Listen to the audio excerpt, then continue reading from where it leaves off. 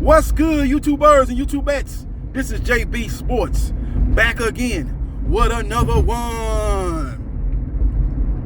Ever since Saul Canelo Alvarez, who is a cash cow boxing, made $40 million in his last fight, $40 million guaranteed minimum. Probably when it's all said and done, he's going to get a piece of the pie of the pay-per-view sales. He could easily walk away with over $50 million in his win over Caleb Plant to become undisputed.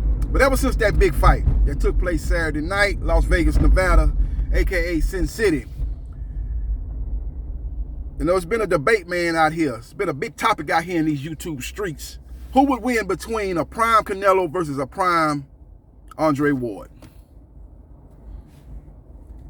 And I'm here to give you my unbiased opinion. It's basically a two-part question, if you ask me, man. You know, I think Andre Ward at 168, the Andre Ward that won the Super 6, the Andre Ward that beat Chad Dawson, would beat Canelo Alvarez in a competitive decision. I think he'd win that fight.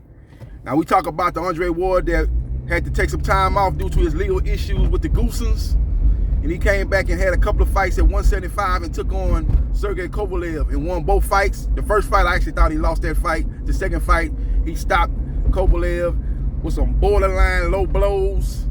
But I think Kovalev was basically waving the white flag before then, as Andre Ward had broke him down, not only physically but mentally. So I think that was a just victory for Andre Ward, despite the critics that said that he low blowed his way to victory. That Andre Ward would not beat Canelo Alvarez. That version of Andre Ward. If you really look at Andre Ward at the Super 6, man, this guy was a defensive wizardry. You know, he wasn't the guy with the most power. He wasn't knocking guys out with the one hit a quarter, a la Deontay Wilder, a la Gervonta Tank Davis, but he was basically a bigger version of Floyd Mayweather Jr. A defensive wizard, but he was had a little bit Bernard Hopkins in him too, as a guy that could be real physical with you, grab you, maul you, and stuff like that, and basically make you very uncomfortable in the ring. So he had a very good combination of a skill set of a Floyd Mayweather Jr. and Bernard, the executioner Hopkins. Now that version, again, of Andre Ward would have beat Canelo Alvarez, in my opinion, by a decision win. Very competitive decision win. I ain't talking about he would wash him like Chance Crawford watched Felix Diaz or something like that. I wouldn't say he would wash him like that, but I think he would win a very clear decision. Something like 8 rounds to 4, somewhere in that category. Maybe 7-5, but it would be a clear win for Andre Ward. But the Andre Ward that came back off of that hiatus and came up to 175 to fight the boogeyman of that division, Sergey Kovalev, that Andre Ward was getting hit way more than the Andre Ward that fought in the Super 6. That Andre Ward was more aggressive. That Andre Ward had an issue with his knee. A lot of people don't know about this, but he had an issue with his knee. That kind of contributed to his decision to retire from the sport of boxing, man. He started to have a problem with his knees. He felt his body was physically breaking down. That version of Andre Ward would lose a competitive decision to Canelo Alvarez, might even get stopped late by Canelo Alvarez, because he got hit way too much. If you go back and watch that second Kovalev fight, Kovalev was hitting Andre Ward with some hellacious shots. Andre Ward has a great chin. A lot of people talk about a lot of things when they talk about Andre Ward. His defensive wizardry, his technical skills, his physicality, and all that, but they don't talk about his chin. He has a great chin, underrated chin. And he took a hellacious shots from Sergey Kovalev in the first half of that fight. But he was able to weather the storm because he had the mindset that he wanted to stop Sergey Kovalev. I think that was part of it. And I think the other part of it was that he knew that his defensive skills had slipped.